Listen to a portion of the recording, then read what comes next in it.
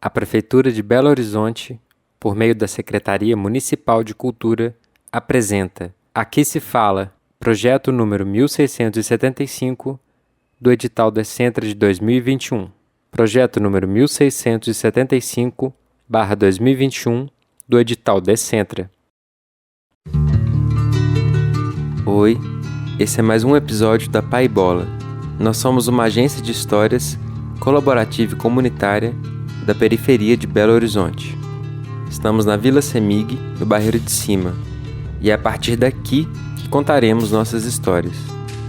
A periferia nunca se calou. O que falta é a escuta. E é isso que a Pai Bola vem trazer, porque escutar transforma. Oromimá, Oromimayo, Oromimayo, Yabadoa Yeyeo.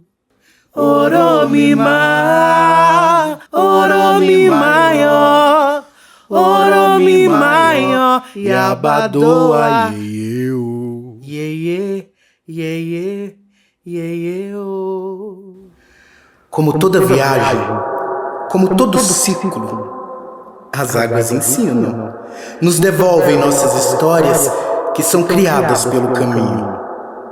Quando assim que ela brota da terra, desenha seu percurso, criando a vida e ressignificando seu uso.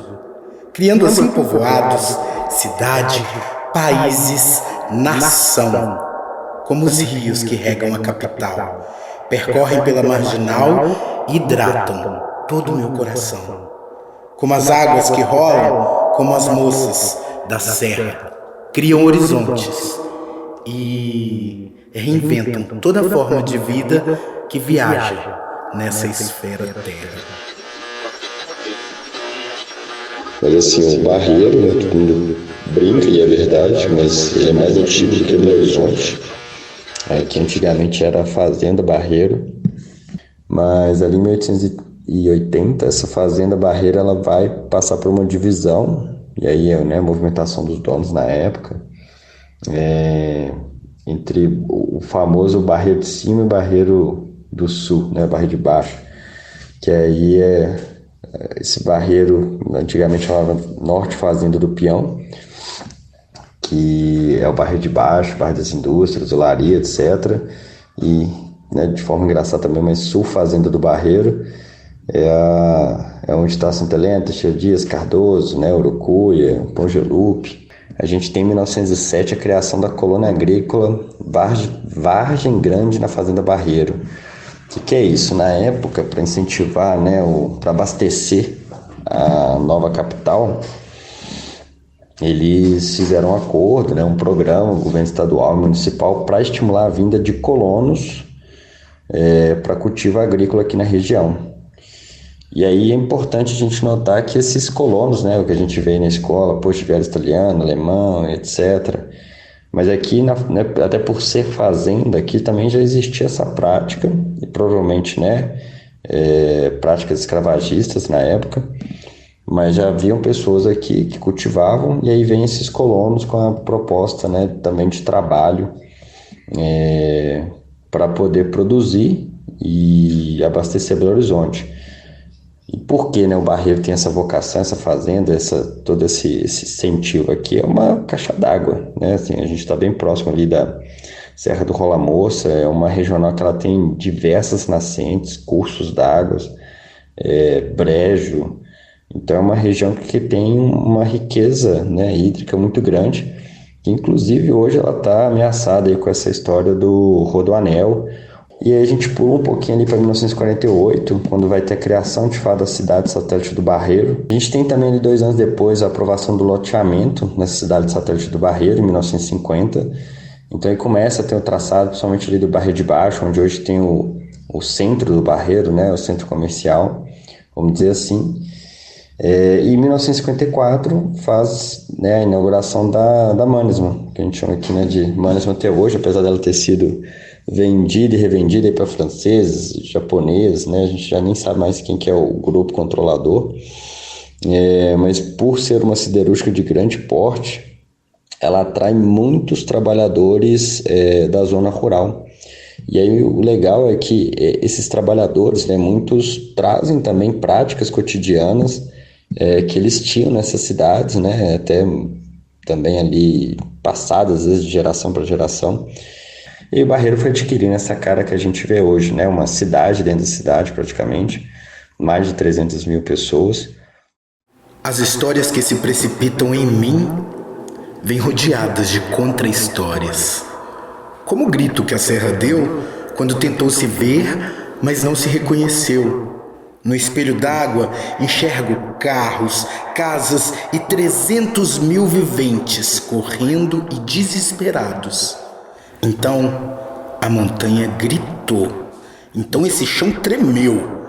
Nas histórias que não contamos, nas trilhas que não caminhamos, nesses sonhos vertidos em pesadelo, eu vejo lama que vira conto e vejo gente e progresso pelo meu barreiro.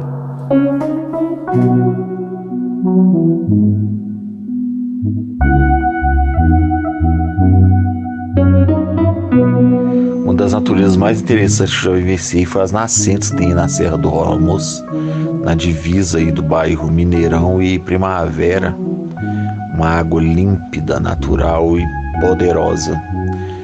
E uma vez eu fui fazer um trabalhozinho de escola e a proposta era buscar pedrinhas na mata. Então a gente andou por várias partes da mata, seguindo nascentes, e vimos vários cascalhos interessantes, pedrinhas brilhantes, pedrinhas brancas, redondas, vermelhas, né? E aí no decorrer do tempo eu fui descobrir que alguma dessas pedrinhas era cristal, era a coisa mais linda do mundo.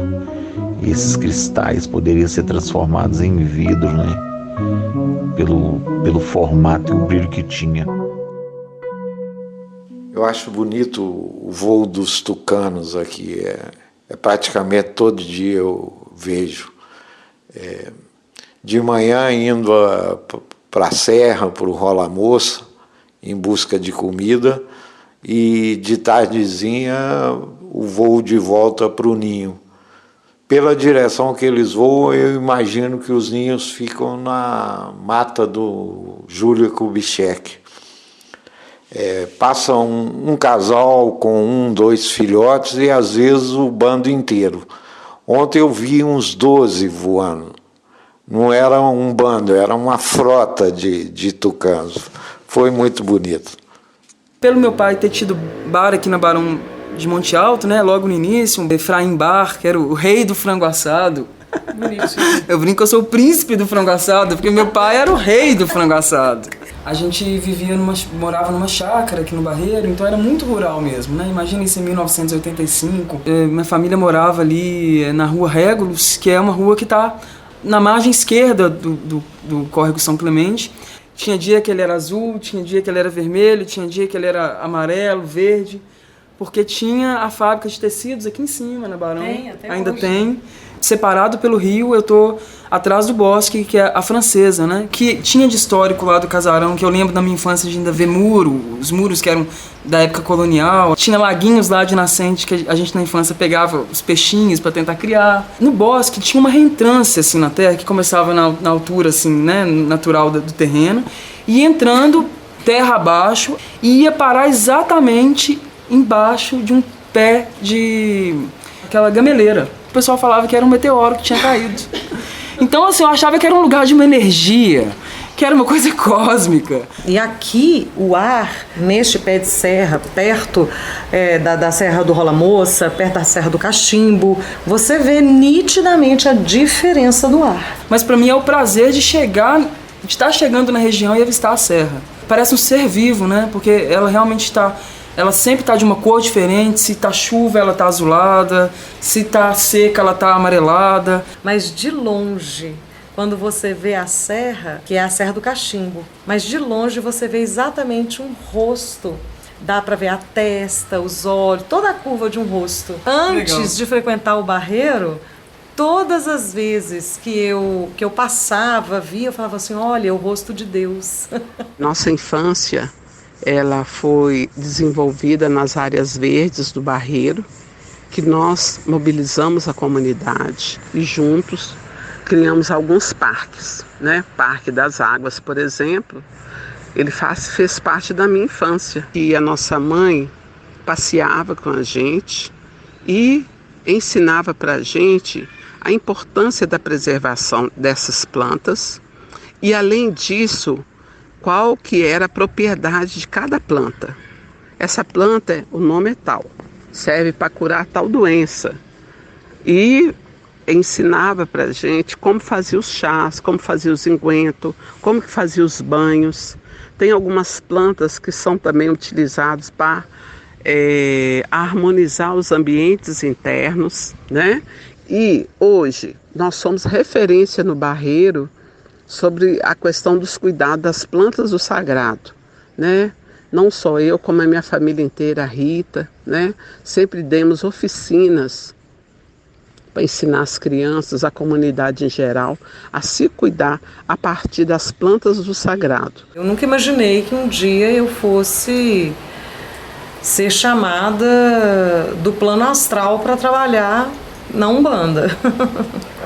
Que mais tarde eu fui descobrir que meu avô era médium também, trabalhava numa casa de Umbanda, minha avó também, minha mãe.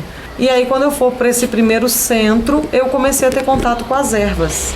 Por incrível que pareça, eu sempre falei assim, minha mãe tem uma mão boa para planta, que era uma coisa inacreditável. Eu não sou assim. Aí eu passei a ser assim, fiquei assim, então não era por minha causa, não é por causa da minha mãe, sabe? Tem uma força sutil mesmo, para que através de nós a natureza se reaviva. Vocês podem ver minha matinha particular. Faz uma listagem assim, de plantas que você lembra de cabeça. Vamos lembrar de cabeça. Medicinais. Tem esse tapete de Oxalá, que o pessoal também chama de boldo chileno, que é excelente, né, para o estômago, digestivo. Ele feito no chá quente é melhor do que ele frio. Tem saião, que você pode comer na salada, que ele serve para azia, para até úlcera mesmo no estômago, gastrite. Para pulmão, eu tenho guaco, tem peitoral de sereia, tenho erva cidreira, né? Tem melissa, que é calmante. Tem erva moura, que o pessoal na roça chama de Maria Pretinha, que é excelente para circulação, coração, controle do colesterol, fazer emplasto para curar erisipela. Ele é anti-inflamatório, né? Você pode colocar em cima de uma ferida inflamada que cura. A folhinha mesmo, assim. Do chá pode tomar pouco. Tem trançagem, tem o próprio alecrim mesmo. Lavanda. Lavanda, que é você pode tomar o chá dela, mas ela geralmente é para banho. Tem hortelã, ali naquele meio tem hortelã. Tem manjericão de comer, tem manjericão branco, que é de tomar banho de descarrego, né, que é o banho de limpeza. Tem o boldo de Oxalá, tem caninha de macaco, que é para os rins. Ou seja, tem planta aí. Tem a castanheira. Tem a castanheira. De banho também de erva tem guiné. Dá para tomar banho de guiné aqui. Arruda. Tem arruda, tem espada de São Jorge, espada de Ançã, espada de Ogum. A gente ia muito na serra, sabe? Meu pai, eu tinha problema de bronquite, às vezes na minha infância. E aí, antes de ser parque, sabe? A gente passava uma madrugada inteira tossindo, com problema e tal, com problema de respiração. A gente ia acordar às 6 da manhã, assim, pegar o carro e ir pro alto da serra. Antes mesmo de ser parque, a gente ficava lá, meu pai me levava para sentir o ar puro, descer o Morro da Cical, que era uma aventura imensa, aquele silêncio, várias coisas assim que você só vivia ali no meio da mata, sozinho, de ver bicho, de ver cobra, de ver animal maior. Mas o Parque das Águas me deu uma sensação do que era estar perto da serra, de uma proximidade que é possível, não precisa de muita coisa, você vai a pé, botou um chinelo, vai. Lá é lindo. Tem um espaço, né, de apresentação artística, que é quase um semi-arena, que eu já apresentei lá muitas vezes. Amamos a natureza, tomávamos banhos de cachoeira, né? Nós tínhamos essa vivência com os nossos pais que nos ensinavam a importância da gente se limpar. Então, nossos pais nos levavam para tomar banho de cachoeira, levava sabão de coco, levava ervas, nos limpava então nessas nascentes, né, que são as cachoeiras que existiam fartamente no Barreiro, para a gente se limpar. E teve uma época, eu com 16, 17 anos, que vivia meio que um triângulo amoroso, assim, eu, Bruna e Carlos. Nós três fazíamos teatro e a gente era muito amigo, a gente se amava muito, a gente passava todo o tempo juntos. E aí quando a gente foi ali fazendo 17 anos, assim, a gente vendo que cada um talvez ia seguir um caminho diferente, tendo consciência disso, né? A gente resolveu escrever cartas um para o outro, colocar dentro de um baú, colocar presentes ali para si mesmo e para os outros e abrir 15 anos depois. E onde a gente escolheu? A gente escolheu a serra para enterrar esse baú. A gente arrumou um baú grande, encheu de papelada, que cada um escreveu achando o que o outro ia estar fazendo daqui a 15 anos, o que cada um ia estar fazendo. Colocou um vinho barato na expectativa de quando a gente achasse esse baú, a gente ia poder comemorar e tomar esse vinho. Eu coloquei uma relíquia, assim, que era da minha avó, arrependimento, cara. Era um abridor de cobre maravilhoso, assim, coisa antiga. Eu coloquei lá para me presentear depois. Aí eu fiz contato com esses amigos meus, infelizmente, cada um já no outro estado, morando fora. Lembra dessa ideia, mas acho uma coisa tão longínqua para eles e tão assim, ingênua de ir desenterrar um baú. Muitos dos meus sonhos, coisas que nem eu imagino, estão ali literalmente enterrados nessa serra do Malamoça. E só depois de muito mais velho mesmo que eu fui ir para esse lado da agroecologia, de entender, de estudar os rios. Então, para mim foi uma nova descoberta, assim, mais velho, entender que aquele rio que passava atrás do bar do meu pai tinha nome, e era o Rio São Clemente, e vinha lá do alto da serra mesmo. Porque o meu avô, por exemplo, meu avô paterno, ele veio do interior, justamente ali para trabalhar na Mannesmann, se eu não me engano, em 1960, né? Então 6 anos depois que ela já estava aqui. Ele veio do interior e ele cresceu num sítio, né, no qual o meu bisavô, junto da minha bisavó e todos os irmãos e irmãs do meu avô, moravam de favor, né, troca dessa moradia, eles plantavam nesse sítio e aí colhia de tudo lá, muita fartura. E meu avô sempre aprendeu, né, por ajudar meu bisavô, ele aprendeu tudo isso. E quando ele veio aqui para Belo Horizonte, né, para o Barreiro, e começou a trabalhar na Mannesmann e comprar o terreninho onde ele está até hoje, na verdade, ele construiu a casa e a horta também, né? Durante muitos anos, na casa do meu avô, teve horta, pomar. Nós mudamos para o Barreiro de Cima em 1972. Lá se vão 51 anos. A Avenida Olinto Meireles não tinha 2 pistas, era só uma pista, sem passeio. Era só um acostamento de um cascalho de minério. Parecia uma BR que ligava o Barreiro de Baixo ao Barreiro de Cima. Já no Barreiro de Cima, uma coisa que chamava a atenção eram as muitas hortas que ainda tinham aqui. Era o resto de um tempo que o Barreiro era só fazendas e hortas, né? Antes da Mannesmann. Nós fomos morar na Olinto Meireles pouco depois da Rua Hoffmann. E depois da minha casa tinha uma horta imensa de plantação de cenouras. Mais à frente, do outro lado da avenida, em frente ao Francisco Bicalho, a casa das irmãs, ficava a horta dos Pongelupes. Bem no meio da horta corria uma água que vinha lá onde hoje é a quadra de areia do Flávio Marques, e que corria ali atrás do Pedro Aleixo, e irrigava toda a horta, uma água limpinha. É triste ver, hoje ali é só esgoto, né? Nessa horta, eles na beira da água, além das hortaliças, plantavam copos de leite. E quando chegava visita na minha casa, minha mãe pedia, vai lá pegar uma dúzia de copos de leite. É impressionante como um vaso de flor transforma a casa inteira. E eu particularmente cresci, né, ouvindo muito essas histórias, porque eu já vi um contexto em que as casas começam a deixar de ter horta, vão derrubando suas árvores, né, cimentando, começa a surgir o carro. Hoje, lá em casa, praticamente virou uma concessionária, né? Meu tio também mora lá, é um lote grande, meu pai e minha mãe também moram lá. Cada um aí com um carro, então tem 4 carros na casa, é uma loucura, né? A gente já não vê o espaço do verde. Especulação imobiliária também é muito evidente, assim, como é que vai cada vez subindo mais na serra. Hoje, mesmo lá onde a gente conhece como parte da Cical, né? Que é o Morro da Cical, de uma fábrica de cimentos, que é do lado da entrada lá do Serra do Rola Moça. A cada ano você vai vendo um pouco mais de construções, Às vezes já é um restaurante que abre e começa a ter um movimento ali explorando o potencial turístico. Então modificou muito essa questão, assim. Ao mesmo tempo, eu não sei se é tão perigoso, às vezes a Animar ainda comenta que é um certo perigo, porque é um lugar ainda isolado. Justamente porque mas ao mesmo tempo também vai tendo mais gente usando, então é um período que vai passando por esse lugar de assim, mais gente utiliza, torna mais seguro ou não? Mais gente utilizando acaba estragando mais o lugar? Vivia trocando os pés pelas mãos e via o mundo de cabeça para baixo. Hoje, troquei os pés pelas rodas e rodo em um tempo bem mais rápido.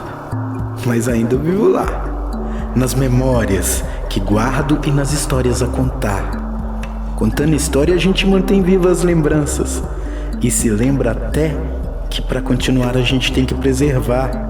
Pois se não preserva, tudo pode acabar, cair, desmoronar. Onde tudo era vivo, a vida foge, aos poucos da comedora de serra, da lavadora de terra, daquela que engole pedra e vomita lama. A devastação seca que não ama. Se não continua, a descontinuação faz a usura do espaço que se expande para a especulação.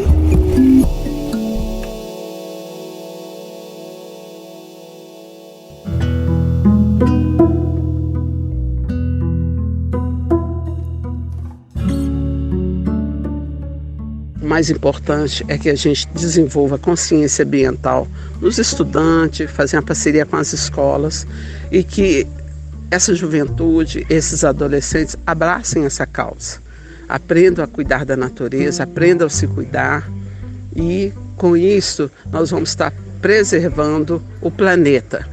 Cuidem das nossas nascentes, nós somos privilegiados por morar no Barreiro e o Barreiro conter tantos parques, tantas áreas verdes.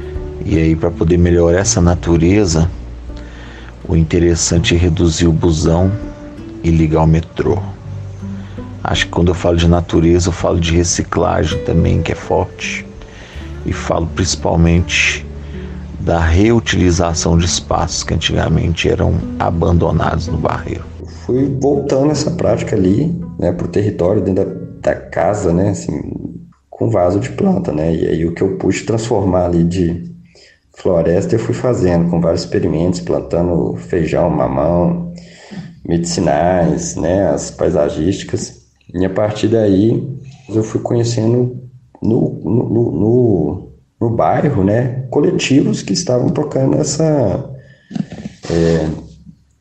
agroecologia urbana, né? E o primeiro contato que eu tive foi ali no Parque Ecológico Alfredo Sabeta, que fica no Teixeira Dias, que é um parque que eu visitava desde criança, mas ele era meio abandonado assim, tinha pouca estrutura nele.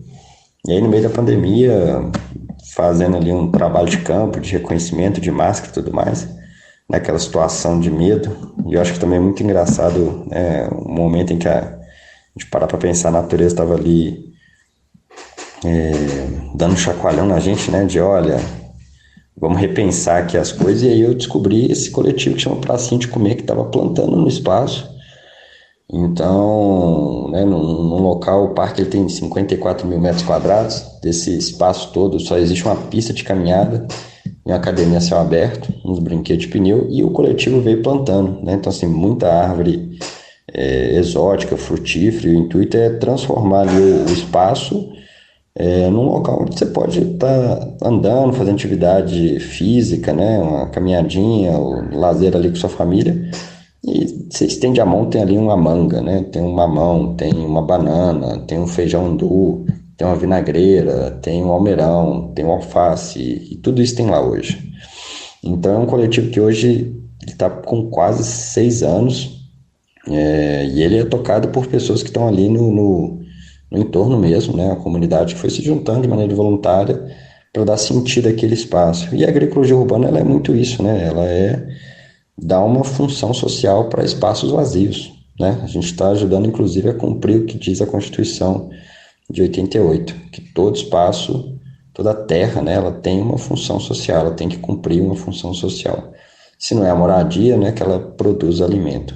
A prefeitura tem um programa de fomento, né, e apoio a esses coletivos. E aí, registrado na prefeitura, existem 13 hortas comunitárias, né, horta ou sistema agroflorestal, como no nosso caso, fora os outros que, né, às vezes nem sabem desse programa ou optaram por não fazer um cadastro. Por onde você anda, B1, B2, B3, B4, B5, você vai encontrar pessoas que estão fazendo algum tipo de projeto relacionado, seja uma compostagem, seja agricultura urbana, ou pensando em educação ambiental, né, cada um ali na sua história, da sua vertente, mas todos pensando, né, sobre isso. E o principal ponto agora é todo mundo se conectar, né, se conhecer, se mobilizar para conseguir ampliar e assegurar que essa prática ela fique para sempre, né? Tem as feiras aqui da comunidade que estão muito próximas, chega lá, tem hortifruti, tem quiabo, jiló, milho, tudo produzido aqui. O pessoal colhe e vem, você fala, nossa, parece que é lá na roça, né? Não é aqui a roça mesmo, porque é um lugar produtivo. Eu acredito ainda que é por causa da umidade, que favorece muito a região. Eu continua sendo por causa da umidade. Qualquer milho que você planta, brota.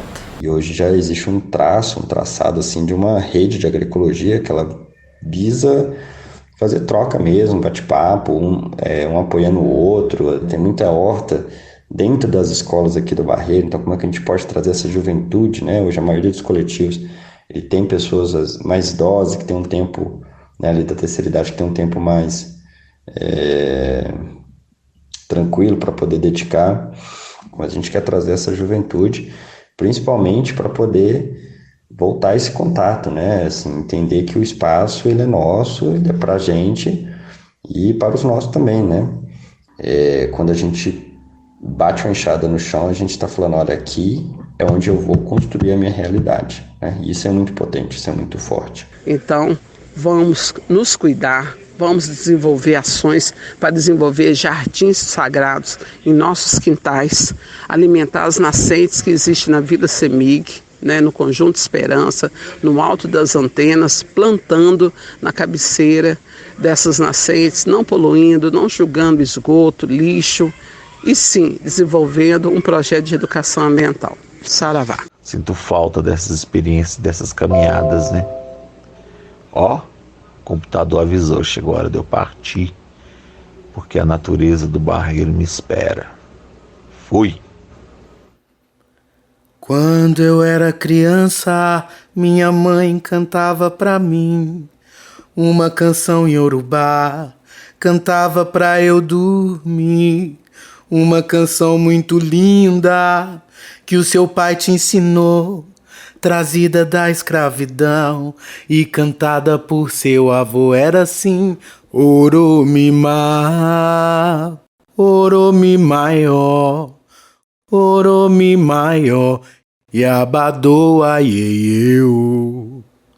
Oromimá, Oromimaió, Oromimaió, Yabadoa ieieu.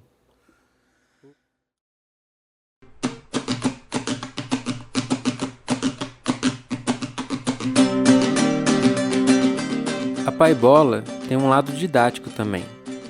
Então, nessa segunda parte do episódio, a gente vai discutir um pouco sobre os bastidores dessa história que o Sérgio Dias contou, e depois falar também mais sobre a vida dele. A gente tem uma máxima aqui que é: todo mundo tem uma boa história para contar. Só que no meio do processo desse episódio aqui, a gente descobriu que a forma de contar de cada história pode ser diferente. A gente começou querendo contar a história da vida do Sérgio Dias. Mas quanto mais a gente entrevistava, mais a gente via quanto isso era difícil e que levaria meses para finalizar. Porque a vida dele foi muito intensa, também não teria como deixar de fora as histórias da família dele, que são bem tradicionais lá de Itabira, de musicistas e pessoas importantes, e sua pesquisa com a cultura afro-brasileira, que também seria um pecado só olhar a superfície. Então a gente pensou, na verdade, em usar essa história de vida como matéria-prima para falar de alguma coisa que afeta ele e que também é importante para o território que a Paibola cobre. E daí que surgiu a ideia de falar sobre a natureza do Barreiro. A gente pediu para as pessoas irem contando suas histórias de experiências com a natureza do Barreiro, sem um roteiro de perguntas mesmo. Bem solto, para a gente fazer um episódio a partir do que as pessoas disseram, não com um roteiro pré-estabelecido. A escolha de não citar os nomes e os créditos das pessoas também foi de propósito, para a gente poder mergulhar nas histórias e vivências mesmo, e não ficar focando no que a pessoa é. Mas agora, só para citar os nomes direitinho, na ordem que eles apareceram.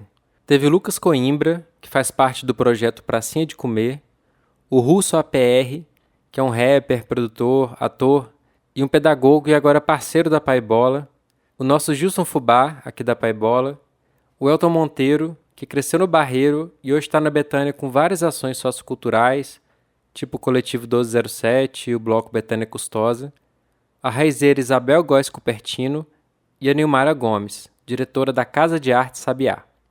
Essa primeira parte de captar as falas e ir montando o roteiro com elas, a gente foi fazendo aos poucos, de forma remota mesmo.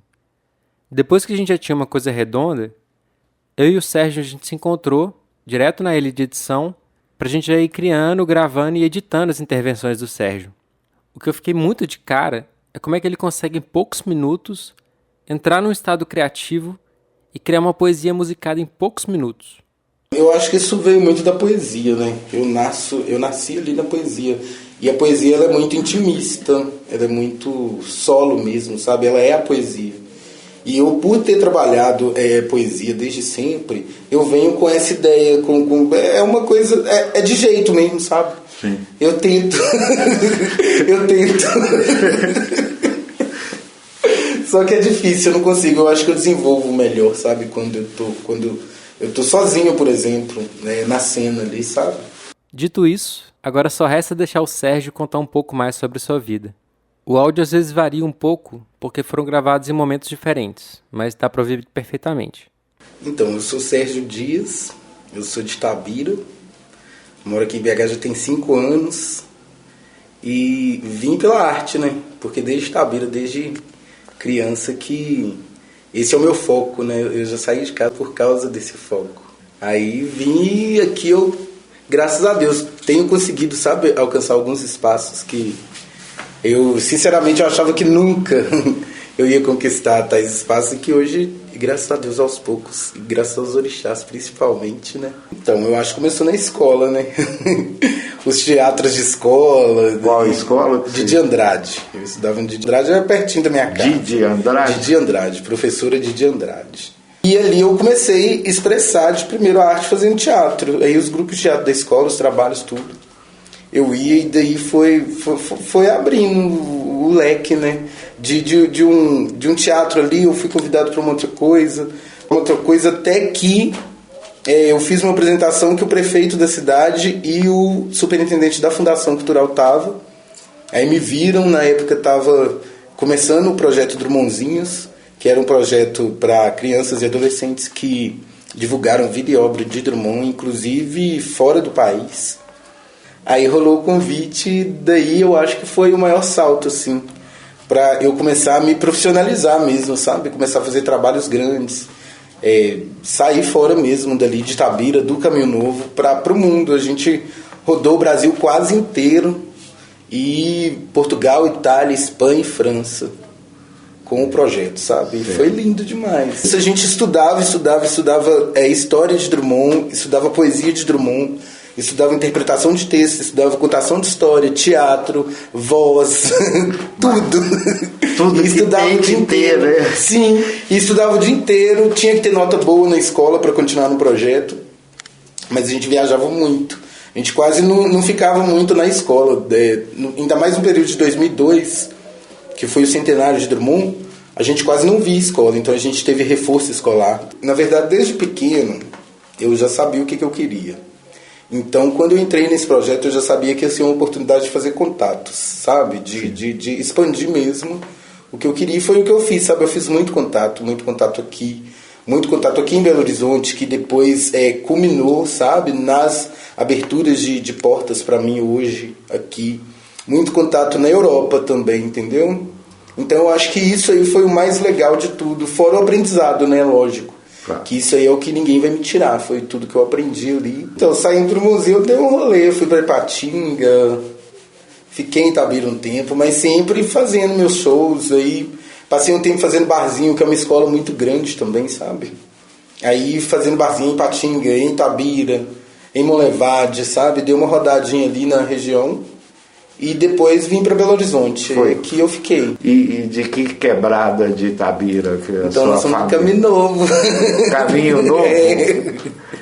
Como é? Caminho Novo é um bairro legal, porque tinha um Caminho Velho, aí era mais pro lado do centro, aí com a Vale, aí as mudanças de lugares, a Vale tirou alguns bairros do lugar, aí esse passou a ser o Caminho Novo, aí ficou o nome do bairro Caminho Novo. Mas minha família é muito tradicional, sabe, nessa região, tanto que tem umas ruas lá, tem uma rua que chama Vovó Ana de Oliveira, que é a minha bisavó, era mãe do meu avô, tem uma outra rua que chama José do Patrocínio, Salvino Pascoal do Patrocínio, que é o meu bisavô também, entendeu? Sim. Então é uma família que sempre, desde o começo, sabe, da fundação da cidade, era uma família que estava ali. E a minha avó era parteira, a mais conhecida da cidade, a minha bisavó, essa vovó Ana, sabe? É uma das mais antigas e a que fez o parto de quase todo mundo numa certa época da cidade. Sim. Minha mãe era musicista, minha mãe escrevia poesia. E eu cresci permeado nisso, os meus tios, os irmãos delas também. Sempre, a minha avó também tocava muito na igreja, até hoje minha avó canta, faz parte de clube de mães, seresta. Nossa. De vez em quando eu vou a Itabira e ela fala, vamos lá na seresta que eu vou cantar hoje. Aí eu vou. Sim. Mas aí eu cresci nesse meio mesmo, sabe? Nesse meio artístico, nesse meio da música. Por ser de Itabira, no meio da poesia, que Itabira é a capital da poesia, a gente respira poesia lá o tempo todo. Minha mãe teve uma época que a gente morou em São Paulo, minha mãe trabalhou com Maurício de Souza. Muitas das revistinhas na época eram desenhadas à mão ainda. Certo. Então tem a assinatura dela ali. Minhas tias hoje em dia, muitas também evangélicas, mas cantam, sabe, na igreja. Desde pequeno eu vivia em cima de palco. Era isso, era show, aí eu tinha que ir, porque minha mãe tava, meus tios estavam, então tinha que levar o moleque. Mas aí eu ficava lá na passagem de som, ficava brincando, tem foto. Minha avó tem um álbum de família. Numa cantoria, rapaz. Até hoje a gente vai pro Natal na casa da minha avó. A primeira coisa que a minha avó faz: ô, gente, vem cá pra sala que eu vou pegar o violão. Nó! Aí começa, cantoria até no outro dia. Que tipo de música, como é que é? Não, minha avó é seresteira. Minha avó gosta daquela antiga Guarânia. E eu acho, cá pra nós, eu acho que ela só sabe 2 notas só. Eu acho que ela fica embromando, sabe? Entre as 2 notas, mas ela canta 1000 músicas. Mas é lindo, sabe? E é muito gostoso e é importante isso. Os meus amigos, as pessoas que eu convivia eram os filhos dos amigos dos meus pais, da minha mãe, dos meus tios, e que eram músicos também. Então, até quando eu ia pra casa do coleguinha, era a mesma coisa, era a cantoria dos adultos lá e a gente brincando, mas sempre tinha, sabe? Eu vivi uma vida, eu não sei o que é viver outra vida, eu não sei o que é outra coisa. Até hoje eu não divido, eu não costumo divergir muito. A minha vida pessoal da minha arte, pra mim é a mesma coisa, é uma coisa só, entendeu? Uhum. Eu sou artista o tempo todo, desde a hora que eu abro os meus olhos, eu penso artisticamente. Eu não separo muito, sabe, a questão do Sérgio Dias do Sérgio.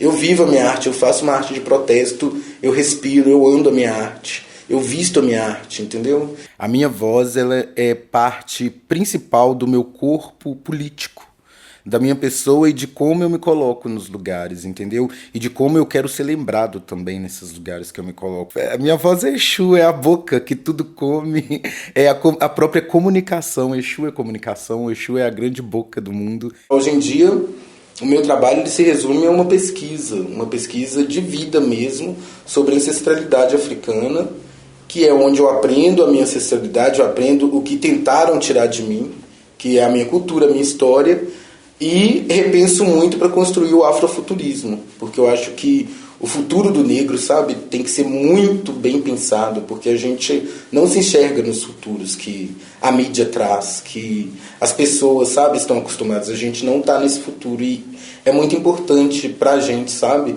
para nossa prole, para os nossos próximos, para nossa comunidade, a gente saber se inserido no sistema de verdade, sabe? Por exemplo, os meus meninos, os meus alunos pretinhos aqui da favela terem orgulho de saberem que eles são pretos sim, que aquele penteado que eles usam é um penteado que tem uma ancestralidade na África, que a favela só é favela porque é o que sobrou para os pretos depois da escravidão, quando eles não ganharam nada, nem um pedaço de terra. Essa nossa história tem que ser contada, porque a gente vai ter orgulho, a gente não vai ver, por exemplo, a favela só como o lugar que fica só traficante e que mata adolescente. Entendeu? A gente vai entender por que ali estão alguns traficantes, por que ali matam os adolescentes, porque tem toda uma história atrás disso. E uma história que dá pra gente mudar. E isso tudo veio depois que eu comecei a aprender, sabe? De onde eu vim, o que eu sou, onde estão os meus ancestrais, o que eles cultuavam, o que eles acreditavam. E daí surgiram trabalhos lindos demais, sabe? De homenagem mesmo a essa ancestralidade, de homenagem aos orixás. Sabe, que hoje eu acredito que seja o que me mantém de pé o tempo todo, sabe? E tem me ajudado muito. Não me deixa cair de jeito nenhum, dá uma balançadinha ali, mas rapidinho a mão de Exu me segura. E me empurra pra frente. Eu queria um pouco seu caminhar pelo conjunto, pelo espaço, assim. É uma sensação de estar em um quilombo urbano, não deixa de ser um grande quilombo urbano. Todas as favelas, esses aglomerados, esses conjuntos, sabe? Não deixam de ser, porque tem sim, sabe? A sua parte social ruim, tem o crime que infelizmente prejudica demais, tem a violência que é muito grande, sabe? Mas ao mesmo tempo você percebe um agrupamento, sabe? As pessoas se ajudam, as pessoas elas se sustentam, as pessoas se seguram o tempo todo. São pessoas que elas, por mais que passem por tudo que passam, elas ainda são pessoas felizes, ainda elas correm atrás, sabe? E por isso que sofrem tanto, porque resistem muito. E isso é muito lindo. Eu acho isso muito forte, isso muito inspirador, sabe? E fora que aqui é lindo, aqui primeiro que aqui é no pé da Serra do Rola Moça, né? A gente é privilegiado, rapaz. Eu também acho. A natureza é muito linda, a gente tem a Mata do Júlio ali, sabe? Então tem esse contato com a natureza, é muito legal, sabe? Os meninos eles já crescem com esse contato em plena Belo Horizonte, em plena capital, em plena metrópole. No Parque das sabe? Águas. Ter essa região, sabe? Esse resto do sim, barreiro isso faz original, parte da magia, né? sabe? Faz parte de deixar o lugar mais mágico, mais legal, mais tolerável, sabe?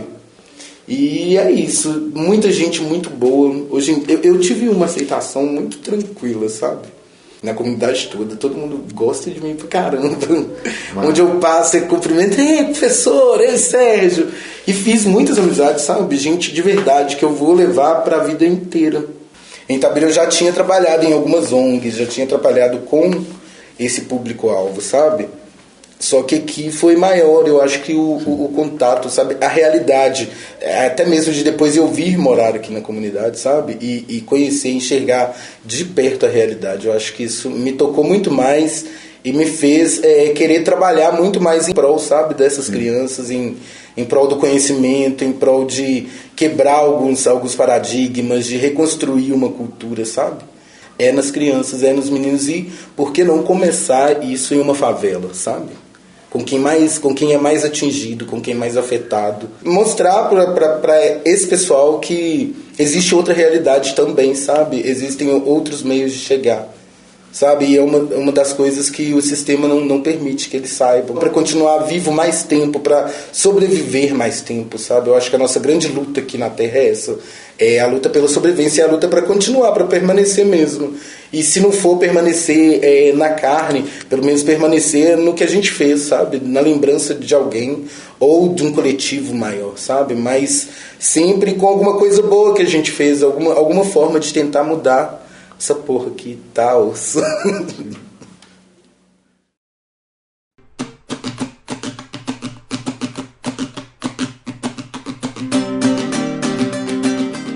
Essa história foi produzida pela Pai Bola, Agência de Histórias. Somos uma produtora de podcasts localizada na Vila Semig, no Barreiro de Cima, em Belo Horizonte. Quer somar com a gente? Então chega mais, porque a Pai Bola é feita por quem quiser. Se você está a fim de aprender com a gente como gravar, editar, quer contar sua história, ou conhece histórias que você acredita que deveriam ser contadas aqui, fica ligado nas nossas redes sociais, deixa mensagens ou comentários que a gente vai conversando. Nós estamos no Instagram como Pai Bola Barreiro e no Facebook como Agência Pai Bola. Muito obrigado pela sua escuta. Ela é muito importante pra gente.